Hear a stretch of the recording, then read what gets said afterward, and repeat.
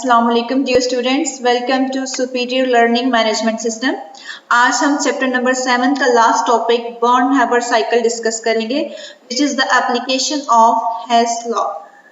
Previous lecture में Hess law में हमने देखा कि energy change during a cyclic process is always zero, और इस बॉर्न-हैबर साइकिल को स्पेसिफिकली आयनिक कंपाउंड्स की लैटिस एनर्जी को मेजर करने के लिए यूज किया जाता है। तो देखते हैं कि किस तरीके से हम लैटिस एनर्जी को फाइंड आउट करते हैं। बेसिकली लैटिस एनर्जी है क्या?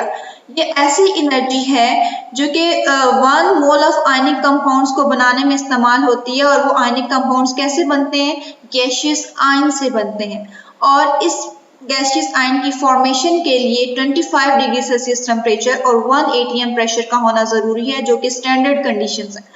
आप इक्वेशन में देख सकते हैं कि सोडियम के गैसियस आयन और क्लोराइड आयन है, वो भी गैसियस फॉर्म में, जब ये कंबाइन हो रहा है तो सॉलिड फॉर्म में आयनिक कंपाउंड प्रोड्यूस हो रहा है, जिसकी एनर्जी चेंज को डेल्टा एच एल से रिप्रेजेंट किया जा रहा है। डेल्टा एच रिप्रेजेंट करता है एंथैल्पी ऑफ लैटिस एनर्जी, जिसके लिए 787 किलो जूल पर मोल एनर्जी रिलीज होती है।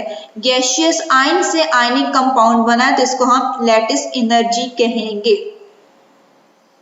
इस एग्जाम्पल को या इस लैटिस एनर्जी को मेजर करने के लिए हम इनडायरेक्ट मेथड यूज करेंगे, क्योंकि डायरेक्टली हम इसको मेजर नहीं कर सकते।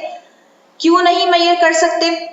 जैसे कि अब हमारे पास स्टार्टिंग जो रिएक्टेंट्स होंगे सोडियम क्लोराइड की फॉर्मेशन के लिए, जो रिएक्टेंट्स हैं वो सोडियम सॉलिड स्टेट में और क्लोरीन गैसियस फॉर्म में मौजूद है। पहले तो हमने इनको गैसियस आयन में कन्वर्ट करना, रिएक्टेंट्स को गैसियस आयंस में कन्वर्ट करना है। किस फॉर्म से? उनकी फिजिकल स्टेट से। मैं फिर से रिपीट कर रही हूँ क्लास कि गैसियस आयंस में हमने रिएक्टेंट्स को कन्वर्ट करना है, जबकि रिएक्टेंट्स फिजिकल स्टेट में है।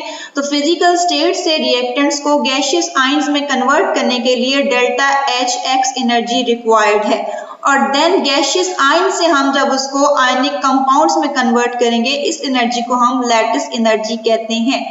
इट मीन कि ये इनडायरेक्ट मेथड है। डायरेक्ट मेथड कौन सा होगा कि सोडियम सॉलिड स्टेट में और क्लोरीन गैसियस फॉर्म में डायरेक्टली हम इनको सॉलिड सोडियम क्लोराइड में कन्वर्ट कर दें, तो ये एंथैल्पी ऑफ फॉर्मेशन कहलाएगा। तो हमने इनडायरेक्ट मेथड मालूम करने के लिए सबसे पहले हमने डेल्टा एच एक्स की वैल्यू फाइंड आउट करनी है। इस स्टेप में जो ये वाला स्टेप आपको नजर आ रहा है एंथैल्पी ऑफ फॉर्मेशन, ये डायरेक्ट मेथड है, और सोडियम सॉलिड स्टेट में है और क्लोरीन गैसियस फॉर्म में डायरेक्टली कन्वर्ट हो रहे हैं आयनिक सोडियम क्लोराइड में, जिसके रिजल्ट में 411 किलो जूल पर मोल एनर्जी रिलीज होती है। ऑनवर्ड जितने भी स्टेप्स हैं ये इनडायरेक्ट मेथड है, इसको हम स्टेप बाय स्टेप डिस्कस करेंगे।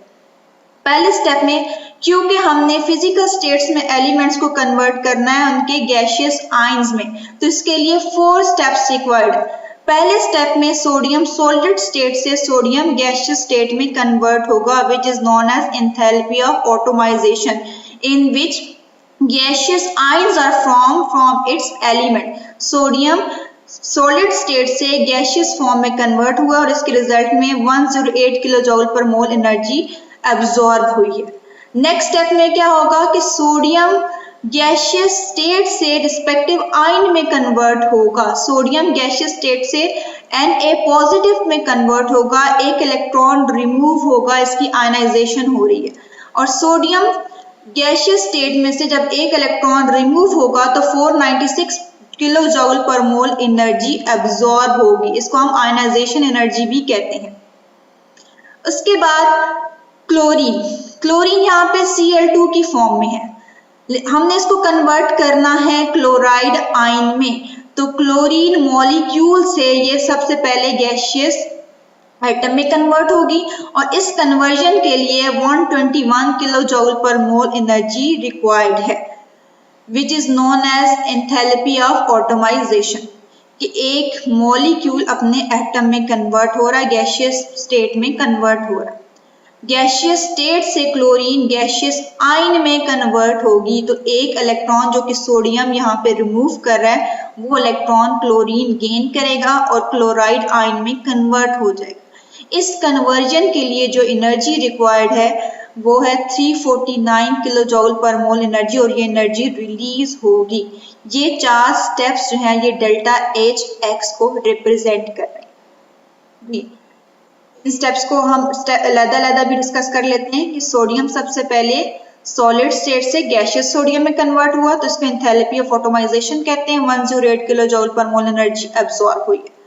सोडियम गैसियस फॉर्म से सोडियम आयंस में कन्वर्ट हुआ, गैसियस आयन में कन्वर्ट हुआ है, जिसके रिजल्ट में 496 किलो जूल पर मोल एनर्जी एब्सॉर्ब हुई है। नेक्स्ट स्टेप में क्लोरीन गैसियस एटम में कन्वर्ट हुआ है, क्लोरीन गैस से Cl2 से, इसको एंथैल्पी ऑफ एटमाइजेशन कहते हैं। 121 किलो जूल पर मोल एनर्जी एब्सॉर्ब हुई है। और नेक्स्ट स्टेप में जो इलेक्ट्रॉन सोडियम ने रिमूव किया था वो इलेक्ट्रॉन क्लोरीन ने गेन किया, क्लोराइड आयन बना, 349 किलो जूल पर मोल एनर्जी रिलीज हुई है। इन चारों स्टेप्स को अगर हम कंबाइन करते हैं तो हमारे पास डेल्टा एच एक्स की वैल्यू आ जाएगी। डेल्टा एच हमने जो साइकिल रिप्रेजेंट किया था उसमें हमने एंथैल्पी ऑफ फॉर्मेशन को रिप्रेजेंट किया, लैटिस एनर्जी को भी रिप्रेजेंट किया है, और डेल्टा एच एक्स को भी रिप्रेजेंट किया। डेल्टा एच एक्स में हमने प्रीवियस तमाम वैल्यूज पुट कर देनी है, प्लस एंथैल्पी ऑफ फॉर्मेशन जो कि हमें ऑलरेडी मालूम है, डायरेक्ट मेथड से ऑब्टेन की गई है, इसकी वैल्यू भी हम पुट करेंगे। इक्वेशन को रीअरेंज करना पड़ेगा क्योंकि हमने लैटिस एनर्जी को फाइंड आउट करना है, तो लैटिस एनर्जी को हम एक साइड पे ले आएंगे, बाकी वैल्यूज को एक साइड पे रखेंगे।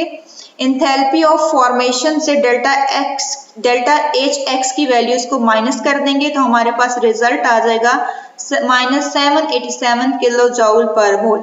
इट मींस कि गैसियस आयन से binary compound of sodium chloride बनाने के लिए जितनी एनर्जी रिक्वायर्ड है वो है 787 किलो जूल पर मोल, और ये 787 किलो जूल पर मोल एनर्जी रिलीज होगी, which is known as lattice energy, energy of formation of sodium chloride.